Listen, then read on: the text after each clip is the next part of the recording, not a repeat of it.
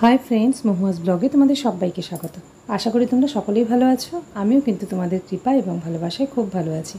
आरो एकटा नतुन ब्लगे तुम्हादेर सबाइके स्वागत। आजके जेदिने ब्लग शेयर करछि सेदिनटा छिलो आमादेर बाड़िर मनसा पुजो।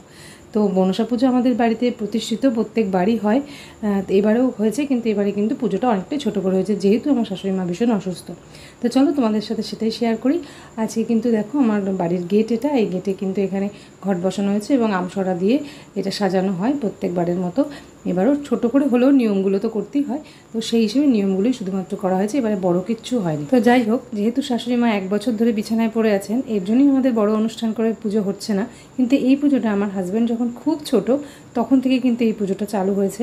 আমার শাশুড়ি মা তখন অনেকটাই ভালো ছিলেন এবং তখন কিন্তু নিজের হাতে সমস্ত কিছু গুছিয়ে তিনি করতেন, আর বাড়িতে অনেক লোকজন ছিল।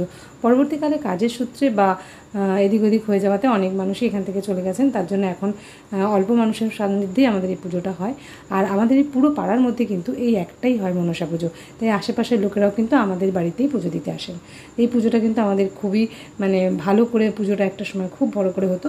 তো এখন যাই হোক, মোটামুটি এই বছরটা খুবই সাধারণভাবে হয়েছে, অন্যান্যবার এর থেকে অনেকটা ভালো করে হয়। যাই হোক, এই পুরো গোছানো কিন্তু বেশিরভাগ ক্ষেত্রে গোছানো কিন্তু আমার হাজব্যান্ডই করেছে, আমি শুধুমাত্র একটু হেল্প করে দিয়েছি।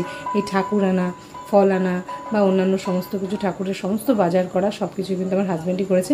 কারণ এমন দিনে পুজোটা পড়েছিল সেদিন কিন্তু সবার ছুটি ছিল না, আর সবার ছুটি না থাকার দরুন আমার হাজব্যান্ড যেহেতু বিজনেস করে তাই ওর ছুটিটাকে ম্যানেজ করতে পারে, এই কারণের জন্য ওই দায়িত্ব নিয়ে পুজোটা করেছে। শুধু তাই নয়, এমনিতেও যখন সবার যদি ছুটিও থাকেও তাহলেও কিন্তু আমার হাজব্যান্ডই মেন এই পুজোর দায়িত্বে থাকে। যবে থেকে একটু বড় হয়েছে তবে থেকেই আমার শ্বশুরমশাইয়ের সাথে আমার হাজব্যান্ড এই কাজে সাহায্য করতো। এখন শ্বশুরমশাই মারা গেছেন প্রায় বছর 2-2.5 হয়ে গেল। তারপর থেকে আমার হাজব্যান্ড নিজেই সমস্ত কিছু জোগাড় করেন এবং বাকি অন্যরাও থাকে, অন্যরা শুধু হেল্পে থাকে আর বাকি মেন কাজটা আমার হাজব্যান্ড করে। তো দেখো, সাজানোটা কিন্তু যথেষ্ট সুন্দর করেছে। আর ওই পুরোহিত আসার পরে কিন্তু ওই পুজোতেও ওখানেই বসেছে। আর এইদিকে কিন্তু আমি আর আমার শাশুড়ি মা ছিলাম। আমার শাশুড়ি মাকে যেহেতু টাইম মতো খেতে দিতে হয়, টাইম মতো স্নান করে দিতে হয়, উনি যেহেতু একা হাঁটাচলা করতে পারেন না, কারণ আজ থেকে 1 বছর আগে উনি পড়ে গিয়ে ওনার হাত এবং পা ভেঙে গিয়েছিল।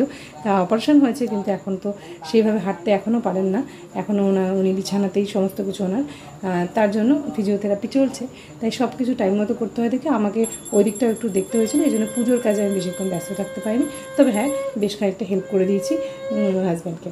তারপরে পুজো শুরু হলো, আর এইদিকে আমি আর আমার শাশুড়ি মা কিন্তু এখানে বসে বসে দেখছি। আমার মেন পুজোর জায়গা কিন্তু আমার হাজব্যান্ড বসে আছে। তারপরে দেখো, পুজোটা কিন্তু খুব সুন্দর করেই হলো। আমাদের এতটা সুন্দর হবে ভাবতেও পারিনি, কারণ সত্যি কথা একা হাতে সমস্ত কিছু গোছানোটা খুব চাপের ব্যাপার।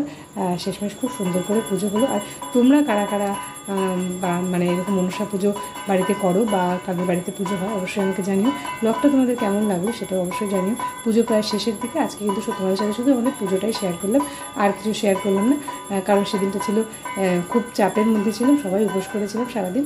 তো যাই হোক, সব শেষে পুজো টুজো হয়ে যাওয়ার পর প্রসাদ খেয়ে নিলাম। আজকের ব্লগটা কেমন লাগলো অবশ্যই জানিও। যদি ভালো লাগে তবে লাইক আর সাবস্ক্রাইব করে আমার চ্যানেলের পাশে থেকো, আর ফেসবুক থেকে দেখলে পেজটাকে ফলো করে দিতে অবশ্যই ভুলো না। তো দেখা হচ্ছে নেক্সট ব্লগে। টাটা।